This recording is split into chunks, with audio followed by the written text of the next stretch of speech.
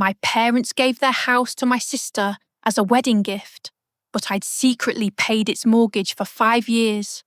I discovered the truth about my family's betrayal through an invoice. Not a phone call, not a conversation over dinner, an invoice from a wedding photographer addressed to me because I handle all the family finances. It took me 3 full seconds to understand what I was reading. My parents had signed their house over to my sister Madison just days before her June wedding, the same house I had been secretly paying the mortgage on for the last 5 years. My name is Rachel Morgan. I'm 32 years old and I run a small accounting firm in Portland, Oregon. I reconcile numbers for dentists, small business owners, and restaurants that can never seem to find their receipts. People think accounting is cold and impersonal, but I have always believed that numbers are the most honest thing in a room full of people telling themselves comfortable lies. My family has always called me reliable, steady, the one who doesn't need much, the one who never complains. Looking back now, I understand that being called steady was never really a compliment. It was permission. 5 years before that wedding invitation arrived, my father called me on a Tuesday night. I remember the day because Tuesdays were when I closed out the weekly books for my practice. His voice was different that evening, careful and small, in a way I had never heard before. He told me they were behind on the house, 3 payments behind. The bank had sent a letter with scary words inside it. He didn't know how to tell my mother. He sounded terrified. I didn't ask him why they hadn't planned better or saved more carefully. I simply said I would help, but I would do it my way. He agreed so quickly that I knew he was desperate. My way started the next month. I began sending payments directly to the mortgage servicer every single month. I made sure nothing slipped through the cracks. I never missed a payment, never came up short. But I also did something my profession had trained me to do. I created a promissory note, just 1 page, simple language, no lawyers involved. It documented that the money I was sending toward the house was a loan, not a gift. My parents both acknowledged the debt in writing. I printed it on regular paper and brought it to our Sunday dinner with a pen in my hand. I told them it was for tax purposes. The IRS gets particular about large family transfers, and I didn't want a headache during tax season. That part was even true. My mother waved her hand dismissively. My father put on his reading glasses, stared at the page for a moment, then signed without really reading it carefully. Every single year for 5 years, I repeated this same ritual. Sunday dinner, same kitchen table, same simple note, same pen. They never read past the first line. To them, it was just paperwork, the kind of thing their daughter who works with numbers always has. To me, it was the only way I knew how to love someone and protect myself at the same time. I stored each note in a plastic box in my office closet, filed neatly on the top shelf. Next to the notes, I kept printed bank statements, with every transfer highlighted in yellow marker. I wrote out the running total of everything I had paid, in neat handwriting on the final page. Other people might have called it a weapon. I called it memory. I simply never learned how to throw away a promise. 4 years ago, I landed the biggest contract of my career. A regional veterinary clinic chain hired me to untangle a decade of messy bookkeeping. The money was substantial, the most I had ever earned at once. I didn't buy a fancy car. I didn't take a dream vacation. I bought a small cottage on the coast near Cannon Beach, about 40 minutes north of the city. It had 2 bedrooms, a wooden deck that faced the ocean, and it was mine alone. I put the deed in my name and my name only. I paid cash for most of it and financed the rest myself. That first summer, I made a mistake. I invited my parents up for a week. My mother fell in love with the view from the deck. She loved watching the waves at sunset. They came back the next summer, and the one after that. Somewhere along the way, the language shifted. It stopped being Rachel's place. It became our family cottage.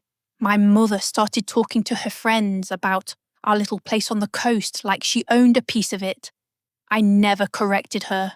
Correcting my mother in front of others was a reflex I had been trained out of by age 9. I told myself it didn't matter whose name appeared on the deed. A house is just a house. Let her have the story. I didn't understand yet that the story was everything. My sister Madison is 5 years younger than me. She got engaged in the spring to a man named Patrick. Patrick works in commercial real estate and talks about his job like it's something heroic. The engagement changed my mother into someone different. She became lighter, busier, glowing in a way I hadn't seen in years. Suddenly, there were menu tastings and venue consultations and discussions about colours and themes that never stopped. I was happy for Madison.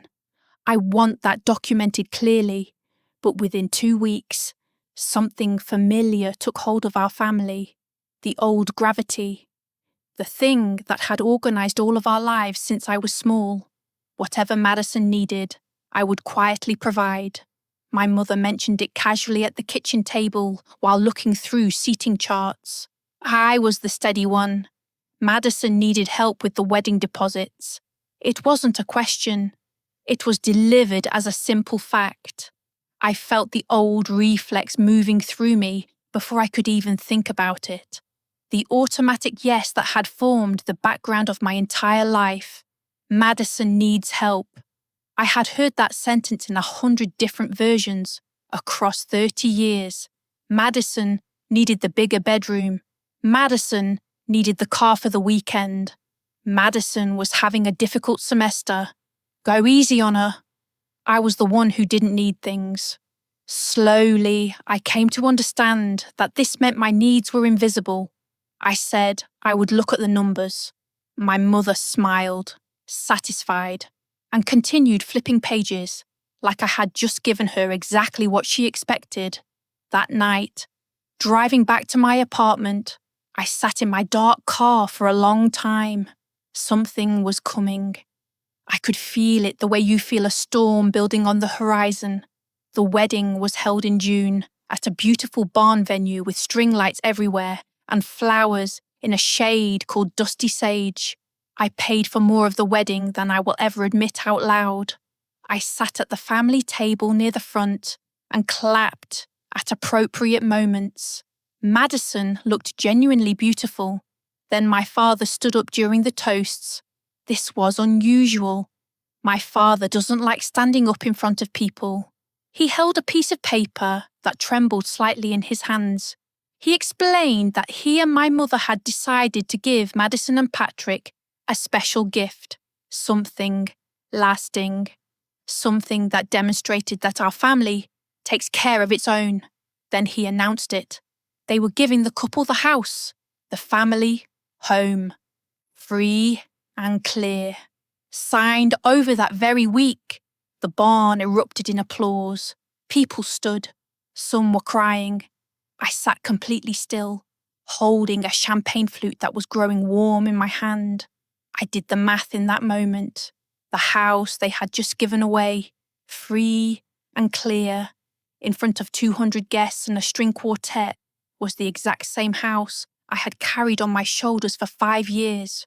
Without my payments, there would have been no house to give. My parents had simply forgotten to carry that number forward. I didn't make a scene. Making scenes has never been part of who I am. I smiled and clapped because I am very good at the thing my family taught me to do. But under the table, my free hand had closed into such a tight fist that my fingernails left 4 small crescents in my palm.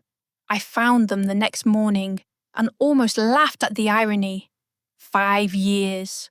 The number kept repeating in my head. 5 years of payments made completely invisible the instant they were no longer needed. 2 weeks after the wedding, my mother called. Her voice was warm and charming, the way it became when she wanted something. She explained that now that the house belonged to Madison, it didn't make sense for them to look for an apartment. They had decided they would settle at the beach cottage. They would take the upstairs bedroom. I was hardly ever there during the week anyway. She delivered it like she was doing me a favour, like the cottage was a shared coat, hanging in a closet that belonged to all of us. I told her I needed to think about it. There was a small pause on the line, the kind of pause that means someone expected an automatic yes, but got a maybe instead. Then she laughed, light and certain, and said, "It was family," as though that word solved everything. That night, I took the plastic box down from the top shelf of my closet.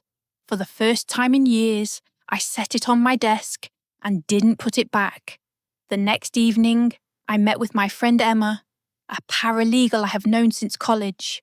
We sat at our favourite diner, and I laid everything out on the table between the napkin holder and the ketchup bottle. The deed to the cottage, the 5 promissory notes, each one signed by both my parents, the bank statements with 5 years of transfers highlighted in yellow, the running totals in my own handwriting. Emma read everything carefully with the serious attention she gave to documents that determine people's lives. She told me the deed was completely clean. One owner, me, no joint tenancy, nothing my parents' summers had legally earned them. Then she tapped the promissory notes and said they were real, documented, signed, dated. This was a debt my parents owed me against a house they had just transferred to my sister. I told Emma I didn't want to destroy anyone. I didn't want to take a house from my newlywed sister or drag my parents into court. That isn't who I am. Emma nodded like she had expected exactly that response. Then she told me I didn't need to do anything aggressive. I just needed to stop lying for them. Stop pretending their version of events was the truth. Let the paper say what it actually says out loud in front of the people who had only ever heard their story. 3 days later, I drove up to the cottage on a Saturday to close it up before an approaching storm. There were 2 cars in my gravel driveway, my parents' sedan and Patrick's enormous black truck. The back of the sedan was open. There were boxes inside, labelled boxes, kitchen, bathroom, Dad's books. My mother stood on my porch with a tape measure, holding it up against the front window like she was calculating for new curtains. My father stood by the deck with his hands in his pockets, not quite looking at anything. Madison and Patrick were carrying a lamp toward my front door. I parked and got out. The gravel was very loud under my shoes. My mother turned and smiled at me, not like she had been caught, like she was delighted. She said they had decided to start measuring. The upstairs room got such good morning light. I asked her very quietly what she thought she was doing. I didn't throw them out. A storm was coming. 4 people I had grown up with were standing on my property with a car full of their lives. So I did what I always do. I made it civil. I made coffee in my own kitchen while they arranged themselves around my table like they were interviewing me for the right to stay. What happened next changed everything. My mother recovered quickly from my refusal. She smiled again, not a warm smile this time, a small, certain, almost pleased smile, the smile of someone who had just decided something and was content to let me discover it later. She told everyone the roads were getting dangerous. They should leave before the storm worsened. She gathered her purse and walked out into the rain without raising her voice. She didn't slam any doors. She just smiled and left. The next morning was Sunday. I was home in my apartment when someone knocked on my door. 3 firm, evenly spaced knocks. Not a neighbour's knock. I opened it and found a sheriff's deputy on my step. Young, polite, holding a clipboard. He asked if I was Rachel Morgan. Then he explained that a report had been filed against me. My parents had come to the station that morning and made a complaint that I was wrongfully withholding family property from them. More than that, they claimed I had been taking financial advantage of my elderly parents. The coffee I was holding went strange and far away. Taking financial advantage. The phrase was so perfectly backwards, so completely inverted, that for one full second I couldn't make my mouth work. I had carried that house for 5 years. I had loaned them a small fortune and never charged a single penny of interest. And my mother had walked into a police station and described me as a predator. That was the smile. That was what it had meant. I invited the deputy inside. I offered him coffee, which he declined. I asked for 90 seconds. I went to my office and returned with the deed to the cottage and my driver's license. I laid them on the table side by side. One owner, Rachel Morgan. The address matched. The name matched. I told him calmly that this was my home, purchased 4 years ago with my own money. My parents had been summer guests who now wished to move in permanently. I had declined. There was significantly more documentation if he wanted it. He didn't need it.